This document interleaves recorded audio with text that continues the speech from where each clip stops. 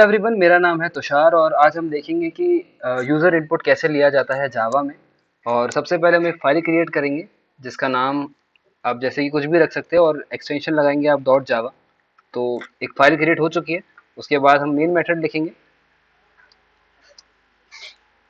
एक मिनट। तो user input सबसे पहले होता क्या है? तो जनरली हम जब भी प्रोग्राम बनाते हैं तो हम कुछ कुछ प्रोग्राम्स ऐसे बनाते हैं जैसे कि कैलकुलेटर, जिसमें कि हम यूज़र से डेटा लेना चाहते हैं कि वो कौन से दो नंबर्स का सम कराना चाहता है। जैसे कि user want to add two numbers which is one is 2 and 5। तो हमें कैसे पता चलेगा कि यूज़र्स को कौन से दो नंबर्स चाहिए? तो वो हम डेटा लेते हैं इनपुट के थ्रू।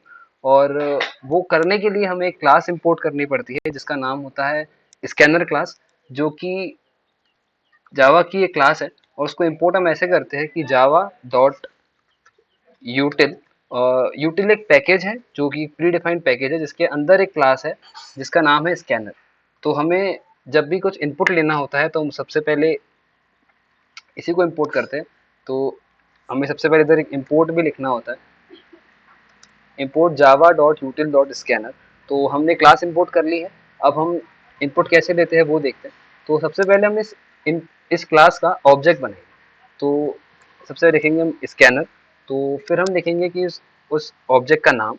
तो मान लीजिए हम एस सी लिखते हैं इक्वल टू न्यू स्कैनर। फिर हम ब्रैकेट के अंदर लिखेंगे सिस्टम डॉट इन।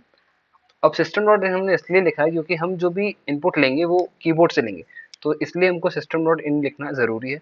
और उसके बाद हम वापस एक वेरिएबल बनाएंगे इंट ए।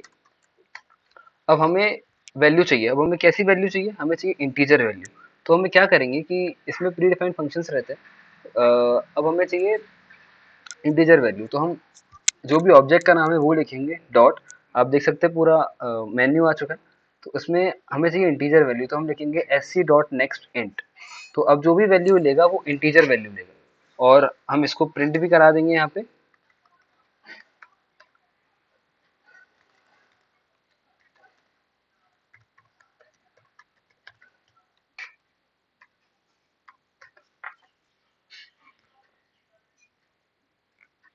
इसको रन करके देखते हैं।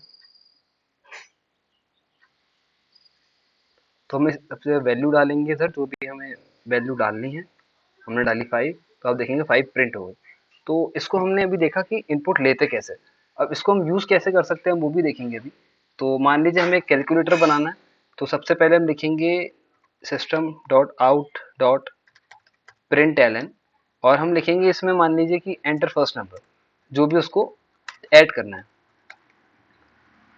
अब अब हम क्या करेंगे कि वो वेरिएबल डिक्लेयर करेंगे S C dot next int.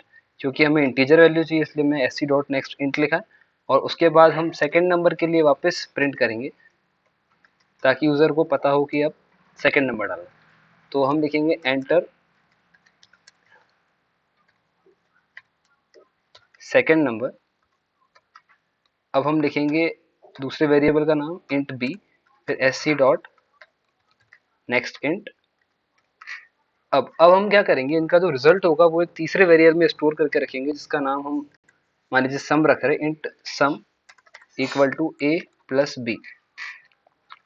अब वो स्टोर हो चुका है। अब हम उसको प्रिंट करवा सकते हैं system dot out dot print L N. और डायरेक्ट हम सी को प्रिंट करवा सकते हैं, फिर आप लिख भी सकते हैं कि result equal to result equal to C. Sorry, हमें सम लिखना है यहाँ पे। अब हम इसको रन करके देखेंगे। तो पहले आपसे फर्स्ट नंबर मांगेगा, मान लीजिए आपने 2 लिखा। फिर आपसे सेकंड नंबर मांगेगा, मान लीजिए आपने 6 लिखा। तो वो आपका आउटपुट दे देगा 8। सो इस तरीके से हम इनपुट लेते हैं यूज़र से। So thank you guys for watching.